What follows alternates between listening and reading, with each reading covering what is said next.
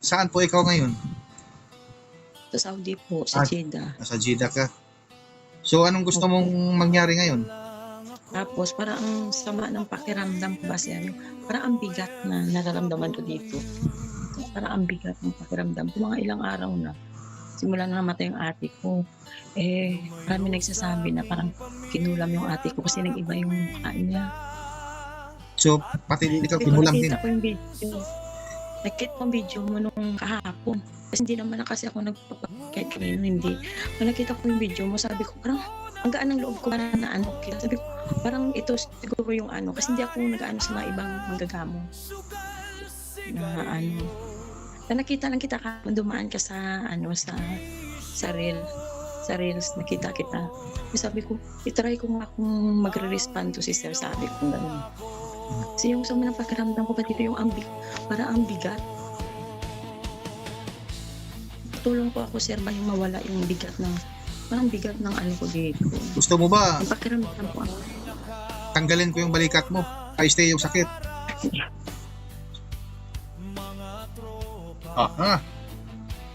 O, lunok.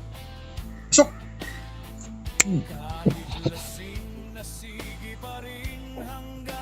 O, sige, takbo.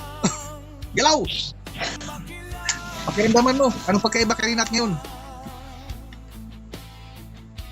Gumaan po yung pakiramdam ko na wala yung bigat ng katawan. Maraming salamat po. Hindi ko talaga akalain na mapansin mo po ako. Maraming salamat po. Naka-vlog tayo, ate. Anong pwede mong ma-share sa mga followers natin na ikaw ang magpapatunay? Sa mga followers ko ni Sir, totoo talaga siya. Hindi siya yung tulad sa ibang manggagamot na namimira lang or scammer. O si Sir talaga, first time ko talaga nagpapagamot sa manggagamot. First time talaga sa buhay ko na ganito ng edad ko. Nag-message ako sa kanya isang beses lang. Ngayon lang talaga ako nag-message. Tapos napansin niya, talagang totoo si Sir. Hindi siya yung ibang gagamot na mamimira. Maraming salamat po, Sir. Mga kablog ko, nais ko pong ipaalam sa inyo, ako ay isang tao lamang na ginamit upang mapagaling kayo mga kablog ko. Kikilanin nyo lang ang totoong nagbibigay buhay dito sa mundong may buhay at ang isinugo dito sa mundong may buhay, walang iba kung hindi itong nasa likod ko ngayon na si Tres Mundo Tres Hilario. Isang espiritual, amang espiritual na pinapangalanan na Tres Mundo Tres Hilario. Kapag kinikilala mo ito guys, itong nasa likod ko, yan ho ang magpapagaling sa inyo. Hindi ako. Huwag niyo po akong idolan dahil ako ay isang tao lang po, ha? Mga kablog ko, kung kayo ay gustong gumaling sa inyong mga karamdaman, kikilanin niyo ang kinikilala ko, itong nasa likod ko. Ang amang espiritual na isinugo dito sa mundong may buhay na pinapangalanan na Tres Mundo Tres Hilario. Isang amang espiritual, walang laman at walang buto. Kikilanin niyo, yan ang magpapagaling sa inyo.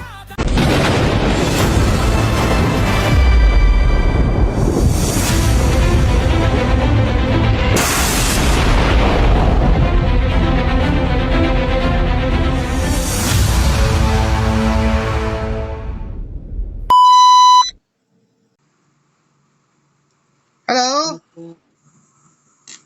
Good morning. Nandito kasi ako sa trabaho. Okay. Ano pong may tulong mo? Nag-try lang po ako. Kasi kamamatay lang ng ate ko ng April 5. Tapos parang ang sama ng pakiramdam ko ba sir, parang ang bigat na nararamdaman ko dito. Parang ang bigat ng pakiramdam ko, mga ilang araw na. Simula na namatay yung ate ko. Marami nagsasabi na parang kinulam yung ate ko kasi nag-iba yung mukha niya. So, pati ikaw Sabi ko, kinulam din. nakita ko yung video. Nakita ko yung video mo nung kahapon. Kasi hindi naman na kasi ako kahit kanino, hindi. Nung nakita ko yung video mo, sabi ko, parang ang gaan ng loob ko na ano kita. Sabi ko, parang ito siguro yung ano. Kasi hindi ako nag-ano sa mga ibang manggagamo. Na ano. Na nakita lang kita ka, dumaan ka sa ano, sa reels, nakita kita. Sabi ko, itry ko nga kung magre-respond to si sir, sabi ko gano'n. Kasi yung sama ng pakiramdam ko pa dito yung para ang bigat. Bigat Wala ng ka bang ano dyan? pakiramdam ko. Mga Latin, habak. Wala mo, hindi nga kasi ako nag-ano. First time ko lang talaga na nag-ano na kausap niyo manggagamot. First time lang talaga. Saan po Wala ikaw po. ngayon? Saan po ikaw ngayon? Sa Saudi po, sa Ah. Jeddah. Nasa Jeddah ka. So, anong gusto mong mangyari ngayon? Tulong po ako, sir, ba yung mawala yung parang bigat ng ano ko dito. Gusto mo ba Yung pakiramdam ko, tanggalin ko yung balikat mo? Ay, stay yung sakit. grabe. Nagluluksa pa nga ako dahil nung asin ko namatay yung ate ko. Siguro baka sa stress o ano. Hindi ko po alam. Stress din yan. Isa din yan. Gusto mo ba? Tapos hindi ako makatulog, sir. Ha? Hindi ako makatulog. Parang naano ko yung ano ng ate ko kasi may picture si ate na ginsend sa akin na parang hindi naman yung ate ko. Iba yung mukha niya. Sige. Ibig sabihin yan, sa iniisip mo, ikaw din ay kilala din.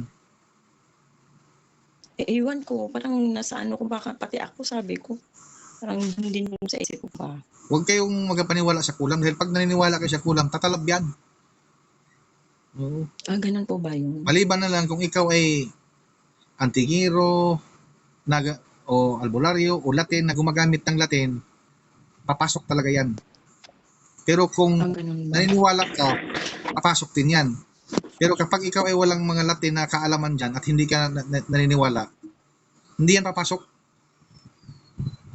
Kasya, hindi na tayo magtagal. Baka sabihin na naman ako nito na naninira na naman ako sa mga ibang kuwan. Alam mo, sa first time in my life talaga nag-ano ako. Parang sabi ko, message ko, sabi ko, kung mapansin ako, sabi ko talaga. Yun lang talaga yung naano. Nasambahan ka lang. Silang araw na talaga. Ang daming nag-PM sa akin. Akin na. Tubig, mainit. Kung kaya, mayroon. Tubig. Meron.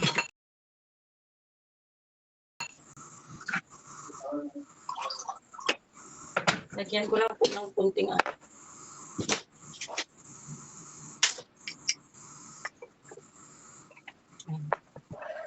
Ayan po. Yan.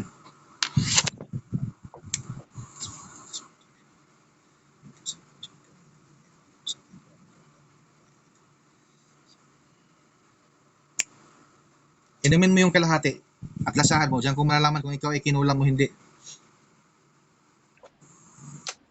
Yung lasa. Wala naman pong lasa. Yung normal lang po. Ibig sabihin yan, ikaw ay hindi kinulam. Isip mo lang yan. Akin na, balik yung tubig. Harap, taas. Yan.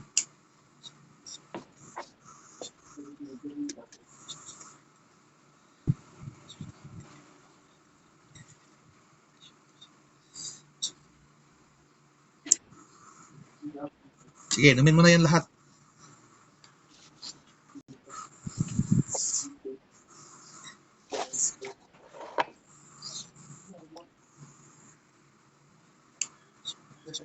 Ito. O, nga. O, lunok. Pasok. O, hinga ng malalim. Buga. Sige, tuloy lang.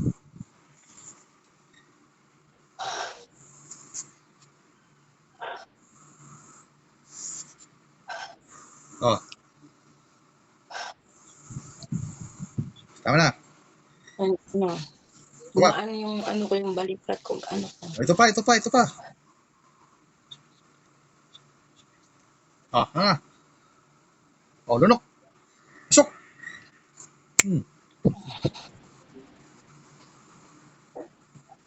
O, sige. Takbo. Galaw. Pakiramdaman mo. Anong pagkaiba karinat ngayon? Gumaan po yung pakiramdam ko na wala yung bigat ng katawan. Maraming salamat po. Hindi ko talaga akalain na mapansin mo po ako. Maraming salamat po. Naka-vlog tayo, ate. Anong pwede mong ma-share sa mga followers natin na ikaw ang magpapatunay? Sa mga followers po ni Sir, totoo talaga siya. Hindi siya yung tulad sa ibang manggagamot na namimira lang or scammer. O si Sir talaga, first time ko talaga nagpapagamot sa manggagamot. First time talaga sa buhay ko na ganito ng edad ko. Nag-message ako sa kanya isang beses lang. Ngayon lang talaga ako nag-message. Tapos napansin niya, talagang totoo si Sir. Hindi siya yung ibang gagamot na mamimira. Maraming salamat po, Sir. Yes, kung sino man ang mga OFW na katulad ko na gusto magpapagamot dito na kasi legit talaga siya. So ayun mga ka-vlog ko, meron na po tayong natulungan ng Trismundo na isang OFW na may karamdaman sa kanyang katauhan. At yan ay napatunayan na minuto lang tinanggal natin at tinumbok natin mismo ang kanyang karamdaman niya.